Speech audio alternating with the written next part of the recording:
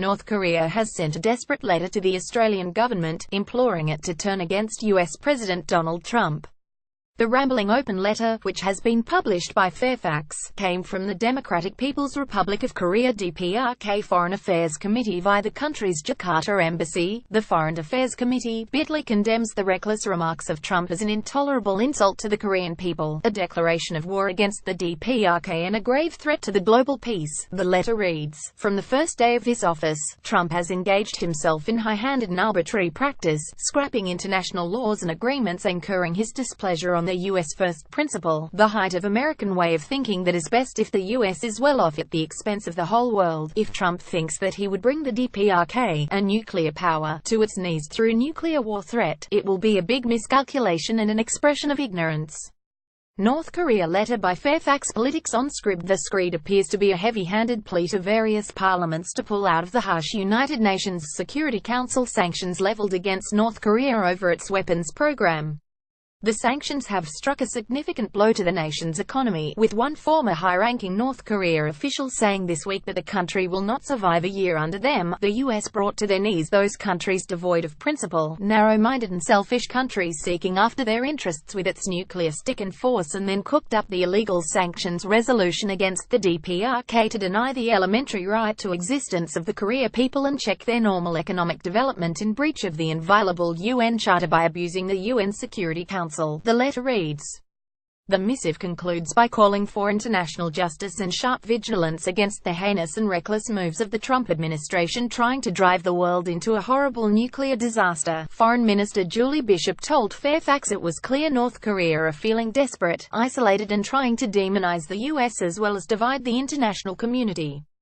Speaking on Sky News this morning, Ms. Bishop said the letter was unprecedented. Pyongyang typically communicates its messages and propaganda through its state-run Korean central news agency KCNA. This is an unprecedented step for North Korea to send a letter directly to another government in this way, she said. It's not the way they usually publish their global messages. Ms. Bishop said she saw the letter as a positive move and as evidence that the collective strategy of imposing maximum diplomatic and economic pressure through sanctions was working. This is a response to the pressure that Australia, the United States, China, Japan, South Korea and others are putting on North Korea so that it will refrain from its current conduct of provocative and threatening behavior and will be compelled back to the negotiating table. I see it as a positive sign. The letter begins with the North Korean embassy offering its compliments to the Parliament of the Commonwealth of Australia, which is a bit rich given that the rogue nation has made repeated military threats towards us for supporting America.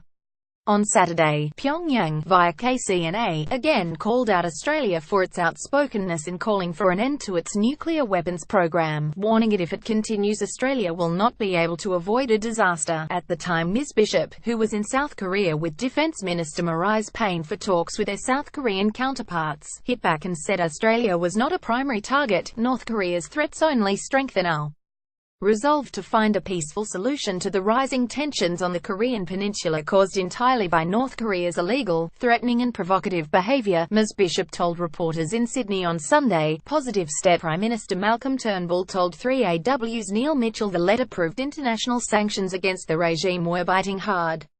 Mr. Turnbull said the letter didn't say anything about Australia and instead ranted about how bad Donald Trump is. They've sent this letter to a lot of other countries, Mr. Turnbull said.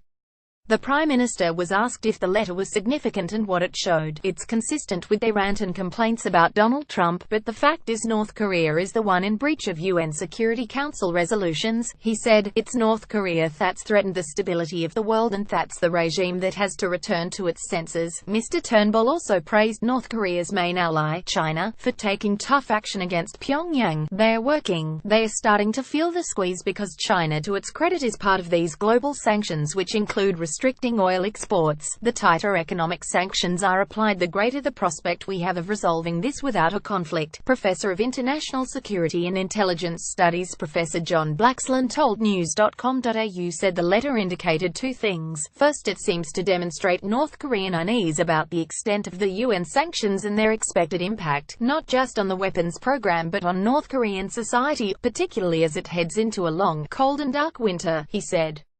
Professor Blaxland said cap, oil imports and other embargoes would make governing North Korea even more difficult. Second, there is a sense that Kim Jong-un may be playing on the growing unease at Trump's extreme and bellicose language and KJU. Kim Jong-un may be onto something here. North Korean officials would be aware that Australians are increasingly ill at ease with apparently fawning expressions of support for Trump's emotive rants against KJU. It stands to reason that a public but official appeal by the DPRK to Australian and other international common sense may have the desired effect, that is, to reduce international resolve to maintain sanctions and to undermine their willingness to continue backing Trump's actions to the hilt, particularly should it escalate into open conflict. Strategic letter to Peter Layton, a visiting fellow at the Griffith Asia Institute at Griffith University, said the letter was interesting. Dr. Layton said the DPRK talk of an open letter sent to foreign parliaments, not governments, on the 24th of September, and date-wise this letter seems part of that, although ours appears to have been tailored for us as the DPRK news includes parts ours doesn't have, he said.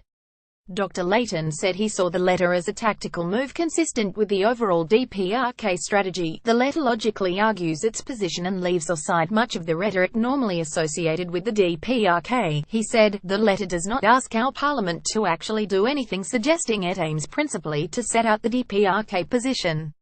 It is a diplomatic move but not directly aiming to restart negotiations. Dr. Layton said it would appeal to those worried about Donald Trump and the US more broadly and played upon the old logic trick of if you are opposed to Donald Trump you must therefore be friends with us. The DPRK is seeking the moral high ground in deliberately contrasting itself with Donald Trump. He said, the DPRK is playing for time to allow the completion of its long-range nuclear missile forces, Kim Il-ju has stated.